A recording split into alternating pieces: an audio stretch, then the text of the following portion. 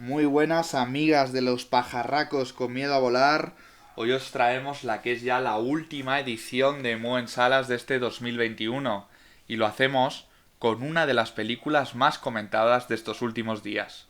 Quizá por ser producción de Netflix y porque ya se puede ver en la plataforma desde comienzos de mes, quizá por ser una de las favoritas en la temporada de premios que recién comienza, o quizás por ser de Jane Campion, esa directora de culto gracias a la película El piano. Estamos hablando del Poder del perro. Una vez más se trata de un western, como ya sucedió en la edición estival de Mu en Salas con First Cow. Película que, por cierto, está considerada la mejor, según la lista de Cahiers du Cinema, del 2021. Sin que sirva de precedente lo diré. Buena elección, gabachos. Eso sí, la película es del 2019. There will be emus in the zone.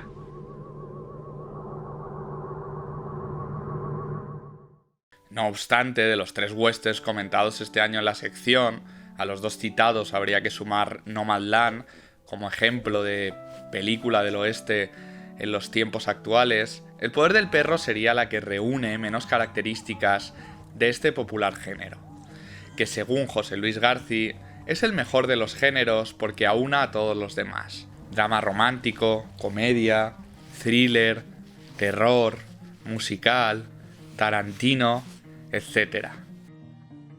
Como se puede ver, al igual que los Cowboys de Medianoche, yo también siento cierta debilidad por las películas del oeste. Campion nos sitúa en la Montana de 1925, en una Norteamérica ya sin colonos ni pistoleros y donde ni siquiera aparece la figura del nómada.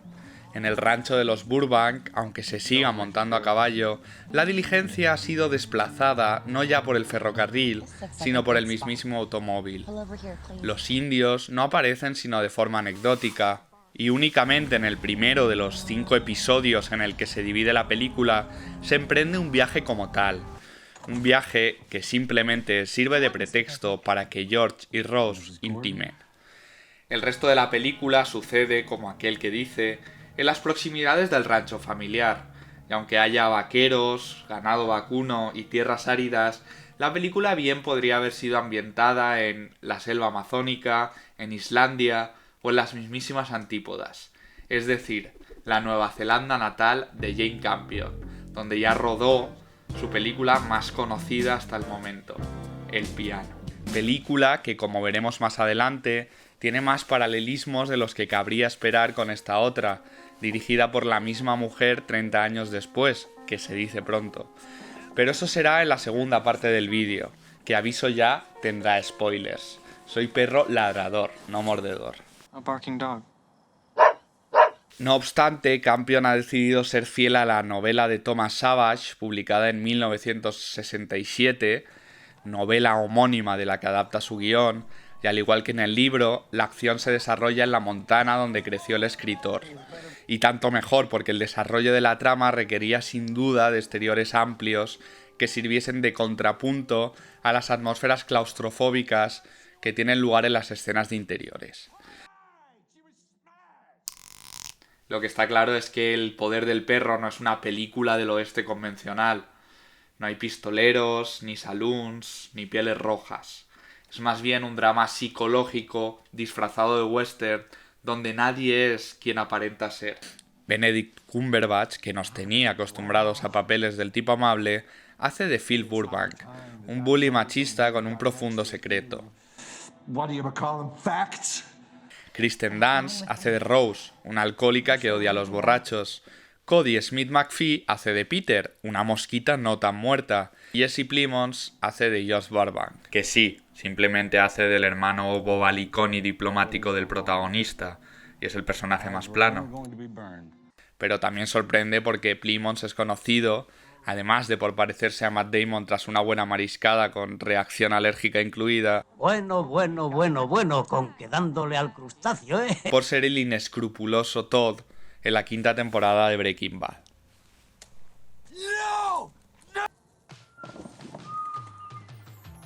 Precisamente la configuración de los personajes.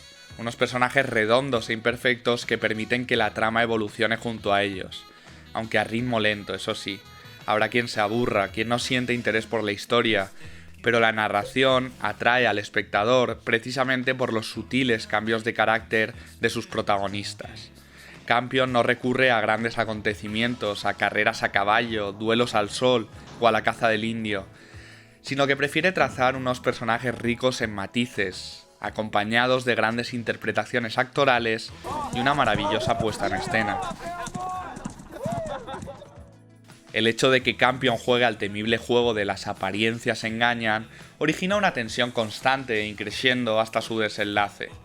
No sabes si se tratará de una invasión alien o si se producirá un gran seísmo, pero a partir de mitad película, la amenaza invisible de una fatalidad próxima pulula por la pantalla.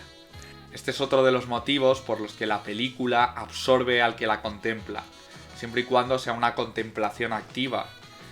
Y es que aunque en ningún momento se sepa muy bien por dónde vuelan los cuchillos y se mantenga siempre cierta incertidumbre, al tratarse en cierta medida de una película de suspense, se le dan las pistas necesarias al espectador para intuir los acontecimientos próximos. En el apartado de contras veremos la diferencia entre suspense y sorpresa, y por qué esta película es un ejemplo del primero.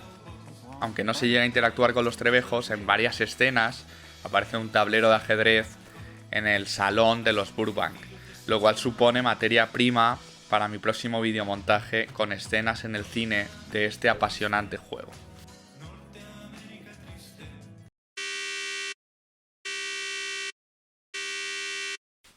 Para que no me tiréis a los perros, aviso ya, vamos a destripar la peli. The Mason Hamlin Baby Grand. El piano, el dichoso piano. This is the song, la la la la, Elmo song. Desconozco si en la novela de Savage, Rose también era pianista en proyecciones de cine mudo, pero resulta llamativo la similitud de ciertos planos con la obra que convirtió a Campion en la primera mujer en ganar la Palma de Oro de Cannes, como directora, claro. Y no estoy hablando solo de planos, sino de algunos diálogos completos. What will I play? Play a jig. Do I know any jigs? Play a song then. Play the one I like. What one? Why, the one about the gypsy? I can't seem to remember that one.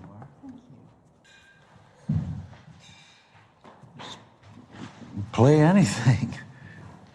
Por algunos momentos parece incluso que la psique de Rose no pueda mostrarse sino a través del instrumento musical, sus miedos, sus esperanzas, su rabia, al igual que sucedía con Ada, la protagonista muda del piano.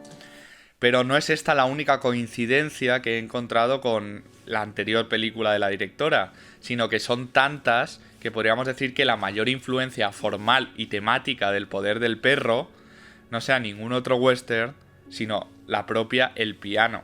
Cuestión esta que me horroriza un poco, puesto que la película más famosa de Campion es, a mi parecer, en muchos casos molesta, por ese preciosismo que prioriza la imagen sobre la trama, con efectos algo burdos como cámaras lentas cuando no corresponde, por la sobreabundancia de la música de Nimei que convierte la película casi más en un concierto que en otra cosa, y por la protagonista Ada, que en absoluto me parece un buen ejemplo para el feminismo del que ha hecho gala en muchas ocasiones la película. Pero estamos comentando El poder del perro, así que vamos a centrarnos en ella y ahorrarnos los comentarios sobre el piano. En las antípodas, todo es idéntico. Primer lugar, dos personajes masculinos obsesionados con su peinado. Dos personajes que además no obtienen el amor de la mujer que desean. Alistair, el amor de Ada, y Peter, que a mi percepción posee un fuerte complejo de Edipo, el amor de su madre Rose. Mirad si no el parecido de Kristen con la modelo de la mariposa que hace Peter en su álbum personal.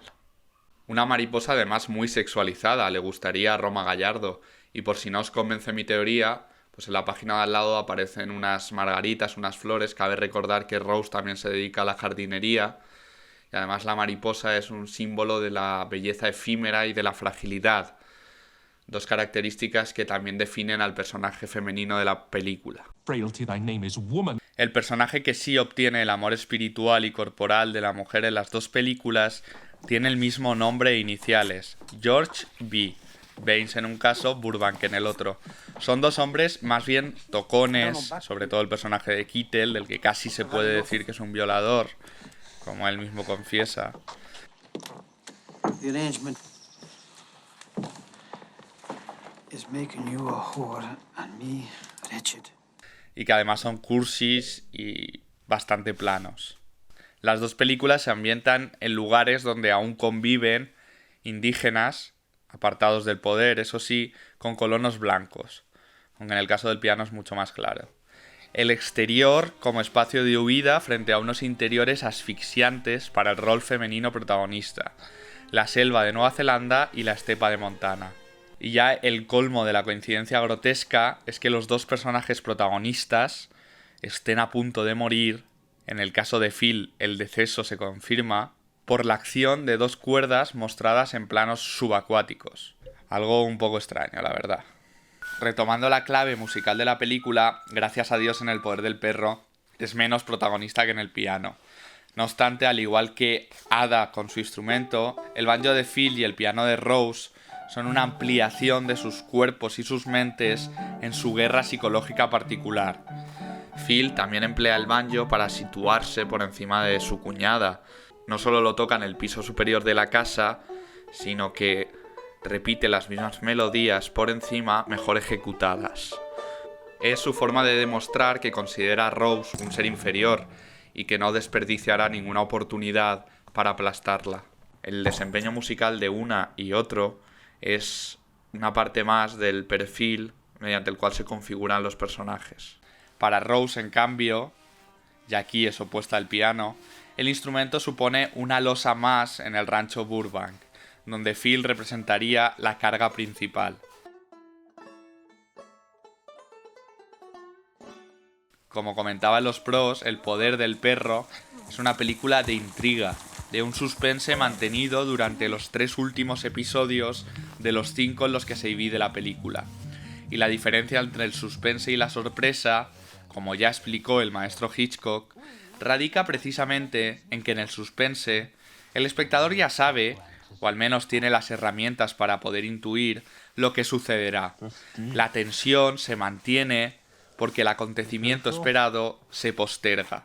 En la sorpresa, el acontecimiento pilla de primeras al espectador. Peter, en la voz que se escucha durante los créditos de inicio, confiesa lo siguiente. When my father passed, I wanted nothing more than my mother's happiness.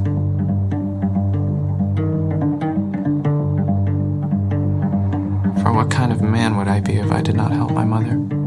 Y en esas primeras escenas ya se muestra a un Phil obsesionado con la figura masculina del cowboy que le crió. Bronco Henry. So to us brothers, Romulus and Remus, and the wolf who raised us. Bronco Henry. El Lupo. Bronco Henry. No pilla por tanto de primeras la homosexualidad de Phil, que éste esconde, bastante regular, bajo el tronco de un árbol en forma de revistas sobre culturismo con las que supuestamente se masturba. La masculinidad exagerada de Phil, cuyo rechazo hacia Rose es evidente de primeras, Don't let your mom make a sissy of you. así como también el rechazo a la pluma de Pete, es una máscara de su homosexualidad reprimida. Sin embargo, cuando Pete descubre el secreto, Phil, quizás temeroso de que lo airee o quizás arrepentido de su comportamiento déspota, se amiga con su sobrinastro, por el cual termina por sentir cierta atracción. Peter toma ventaja de esta situación y termina por intoxicar de carbunco a Phil con las pieles de una vaca enferma que recoge en una de sus expediciones a caballo.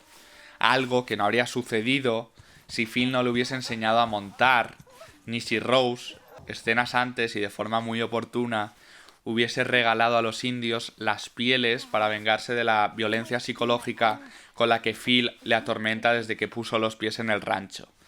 Podríamos decir así que Phil cava su propia tumba. Una vez vista la culpabilidad de Peter en el asesinato de...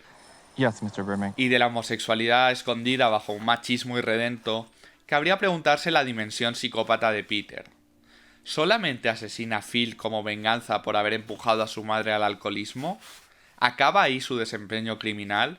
Cuando vi la película en el cine por primera vez, estaba casi convencido de que Pete era un obseso enamorado de su madre. Estos son los motivos por los que llegué a esa conclusión. La forma en que la adula y trata de agradarla. You wouldn't have to clean it. There would be cleaners. La mariposa ya comentada. Sus continuos halagos. La forma que tiene de mirarle. El hecho de que en ningún momento de la película entable conversación con su padrastro George. La escena final en la que deja la cuerda intoxicada bajo su cama con las precauciones debidas y luego observa con cara de tramar algo malo como Rose se besa con George, me hizo pensar no solo que George iba a ser su próxima víctima, sino que con anterioridad ya se había encargado de asesinar a su padre. No me digáis que la frialdad con la que le narra el hecho del suicidio del padre a Phil no da que pensar. Found him. Got him down. He used to worry I wasn't kind enough. That I was too strong. You, too strong? Tras volver a ver la película para escribir este comentario, siento que Campion me ha hecho pensar como un retorcido lo haría. En varios momentos de la película, incluso estando solo, Peter muestra respeto por su padre muerto. No obstante, puede deberse a que ha interiorizado muy bien su papel de inocente. ¿Y vosotros qué pensáis? Si os ha gustado el vídeo, dejad un comentario con vuestra teoría de la película y con vuestro western favorito, dadle like y suscribíos. Un abrazo.